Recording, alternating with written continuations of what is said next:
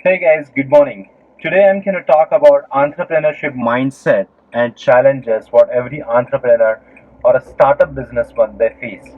Because you guys are watching me on my YouTube channel and I get questions from you guys, and those are really good topics for my videos. So almost after 3 months of this pandemic lockdown, I'll be heading out and going to the outskirts of my town.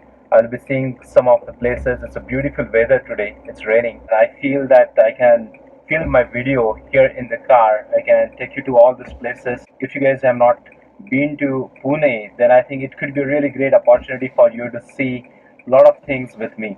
In today's topic, when it comes to entrepreneurship mindset and challenges, mostly I will be focusing on that when I was helping a lot of companies and startup companies, what usually their mindset is when they're in business. Before getting into business, what you exactly do. I have already received a lot of phone calls from people all over the world, and I have spoken to them. They're in the planning stage, they haven't started the business. So what usually the mind struggle is, and what kind of questions do they have before they get into business, like typically how much investment will be required, when can I expect profits, how I can get customers for my business. Those are typical questions for people who have not started business. People who have already started business, they are going through different set of challenges and different set of mindset, which I totally understand because I've helped a lot of companies. So those are typical questions about client acquisition, project planning, a lot of things. So let's have this nice discussion. I'll be taking you out, and we will be filming this video together. I'm sure you will enjoy it. Keep watching.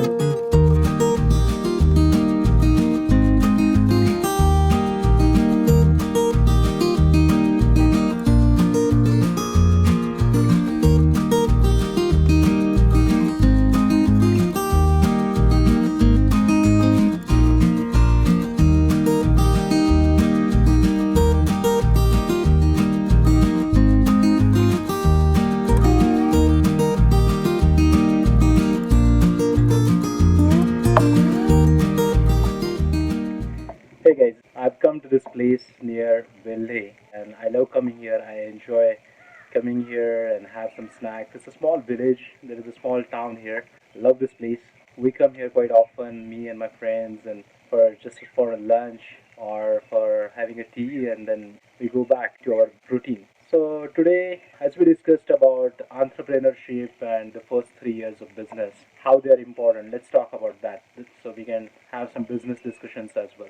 So I think in the initial 3 years of your business, the very first year, I'm sure that you all must be having thoughts in your mind, or you must be super excited about the overall journey that you have.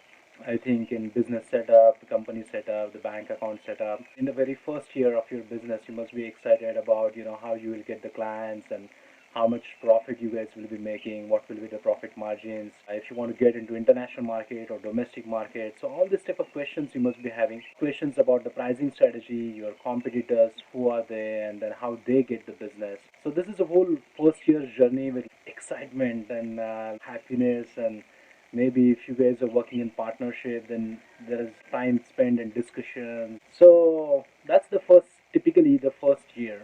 The second year is actually you start talking to people, you start making conversations, you talk to your prospects, and they start recognizing you because you have been for the whole 1 year in the business. They start recognizing your company name, your name. Maybe you are quite active on social media platforms, and they start seeing you, and that's how they come to know. And then this is a time when you actually get your first client or maybe first couple of clients, and then you're trying to do some experiments with the billing or maybe services. And that's how usually second year goes. The second year you don't make much money or you don't even make profits, but in the second year you typically start making the conversations with a lot of people.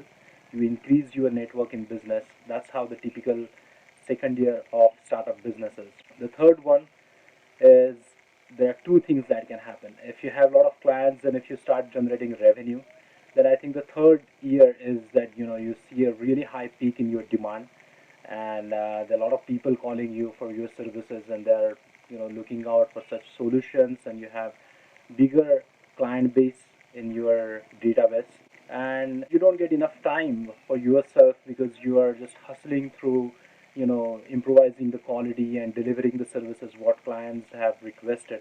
That's one scenario. Or the second scenario is that you end up in burning out all the capital in last 2 years, and you don't get much clients. You have ended up in spending a lot of money in the to the brokers, and you have ended up wasting a lot of money in travel and experimenting a lot of things. And maybe you have your employees salaries and some recurring fees and cash flows that that you have to take care of, but then you are not getting enough revenue and you are frustrated and you are in dilemma what you should do, whether you should continue or whether you should quit. So these are two scenarios. Let me know down in comments what is your scenario, the scenario one or scenario two. In either situation, I will be happy to help you. So this is how usually the startup challenges that everybody struggles and they go through the same journey. Now I will directly say that instead of experimenting a lot of things and you yourself trying out a lot of things, and then you reach to the level where you have completed your 1,000 days of your business, 3 years of your business. Instead of that, why I always suggest that why not to learn from someone who has gone through several times of such process with several businesses, and he or she has gained a lot of experience. So why not to hire such people in your team? They may be your employees or they may be consultants, anyone that they can bring their expertise to you, or even maybe partners. So that will help you to get assured results by end of 3 years, where there will not be uncertainty in your mind whether you should continue with your business or you should quit, or such type of thoughts will not come into your mind.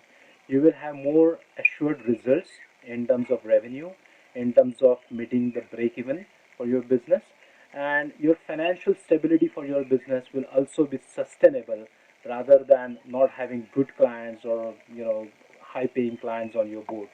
So how you can achieve all these things, how you can exactly complete your 3 years of journey and you actually get the financial results in your favor with really good clients on board. Number one thing, you should avoid doing some mistakes which are commonly happened by all startups all over the world. That is trying and experimenting a lot of things, and then you basically try and experiment a lot of things and see whether what works and what doesn't work. You need to have a certain proven way in black and white paper, something that has come from experts or expert opinions, and they show you exactly how you can bring the results. That's number one. So you should try and avoid experimenting things. Second thing, you should try you and make sure that in first 3 years of your business, your 80% focus of the company owner should be on client acquisition and revenue generation, not on business operations, location and facilities, banking, day-to-day operations, meeting with chartered accountants and company secretaries. These are normal routine things, but the weightage should be only 20%. So your 80% focus should be on your client acquisition. You yourself should be on calls with your customers, clients, talking to them and generating a lot of revenue, or creating your sales pipeline. That should be your focus.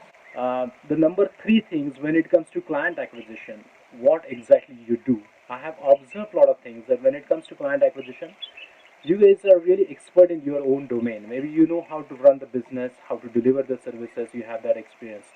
But you don't have experience how to bring the clients, how to get the clients on board. So what typically people they do, for example, in call center industry, BPO industry, or any industry that you guys belong to, what you do is that you go to the groups on social media or Google, and then you typically put your company or your group's name, for example, the call center industry in India, and then you join such groups on Facebook or LinkedIn and similar platforms. And what you get out of there is a lot of competitors, your competitors have also gone through the same way, and they have done the same search, and they are in the same group. So you don't get anything out of it. So coming back to our topic, if you guys are also doing the similar mistakes and trying to expect some business from Facebook groups, just by putting your industry name over there, then I doubt you will find any business over there, because your competitors are also following the same strategy, and basically you are joining a group of your competitors, not your clients. So my solution always I suggest is that in case if you have a clientele in the US and they come from typical industry, for example real estate, then you need to understand what your clients will be searching for on LinkedIn groups, Twitter, Facebook, and then you have to join those groups, not the ones of your industry names. That's not going to get you any results. The second thing is that using high level of automations like CRMs or automated email campaigns, because if you're not following such things, that means, I give an example, like you're using a 1950s old vintage car in Formula 1 race, and that's not going to bring you results. So you need to make sure that you actually have something really automated. We are in 2020, guys, so make sure that you have everything automated, and even your sales process is completely automated. It's very easy to do it nowadays, so I keep telling that in my videos. So these are a couple of tips that I have. Let me know that what phase that you guys are going through your business, first year, second year, or third year. If it's a first year, then you guys must be super excited. The second year, you should have a lot of prospects and number of people to talk. And the third one, you will have two scenarios: is either you have started making profits and money and you are super excited about that and you are so busy, or the second option is that you are actually struggling financially and not getting the revenue and trying to find out what to do. You have spent a lot of money on brokers and so many things you have tried. Let me know what is the scenario, and I will be happy to help you. I also have a program called as executive program, specially meant for call centers and BPO owners, where I teach every single thing. Usually my consultancy is taken by the mid-size and large-size companies, but I cannot spend much time with the startup company owners, so I have made a complete program for that, where I come live, I talk to them, I have a lot of material shared there, a lot of important videos which are not there on YouTube. So guys, if you have not enrolled there, make sure down in comments I have put a link, so make sure you go through that and subscribe there as well. Guys, this is Torna Fort in front of you. That's a very beautiful fort. I usually go there for hiking, and it takes about more than 2 hours to reach there. And there is a small village over there, and from there you actually do the hiking. Very beautiful but very difficult one, especially the last part you guys see there. That's the most difficult one, and so beautiful, so beautiful. Usually you will always see clouds there, and really nice one. We don't get food or anything if you go there for stay, but you have to carry everything in your backpack, and then you can actually do camping. So that was always in my wish list, especially this business model, that a lot of people, they come from Western countries and they stay here, especially for the corporate visits, business visits in Pune, and they don't have much to do on weekends except going to the market and going and visiting malls. But I wanted to arrange a trip for them where I can actually help them to set up a camp, and they can stay inside and enjoy it in the camping. It has started raining, so I will have to find some roof. I'm going inside there. Now it's a June, and if you guys are watching my video from outside India, then this is a typical weather for another 4 months until October, and you get to see a lot of waterfalls and beautiful weather, and the rivers are flooded with water. Okay, that was it in today's video, guys. It was such a beautiful trip. I enjoyed the weather. It was really nice climate, and we also discussed a lot of things about the business. That fort is waiting for my next time. I will be doing hike, and I will also be filming my next video there on that Oruna fort. I have also given some information about that fort. So bye bye in today's video. Thank you.